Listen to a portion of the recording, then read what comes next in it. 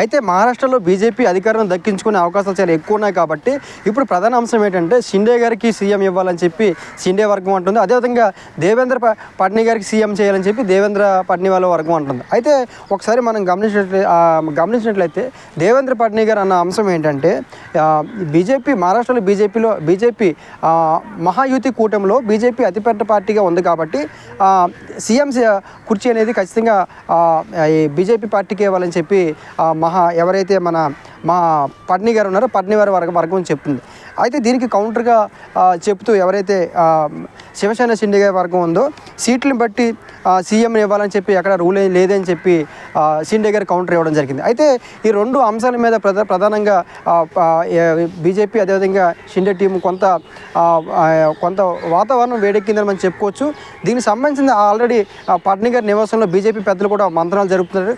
కాబట్టి వీరిద్దరి మధ్య ఎటువంటి భేదాభిప్రాయాలు రాకుండా సద్దుమణిగి ఇలాగా చేస్తూ ఈరోజు నైట్కి కానీ రేపటికి కానీ ఒక క్లారిటీ ఇచ్చే అవకాశం ఉంది.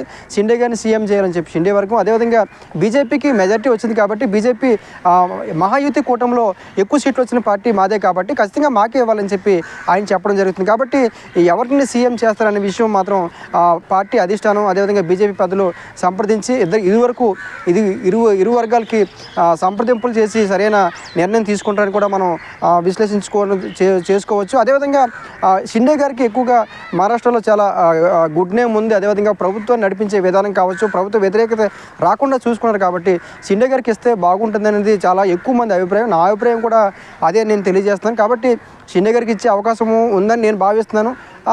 ఒకవేళ బీజేపీ లేదు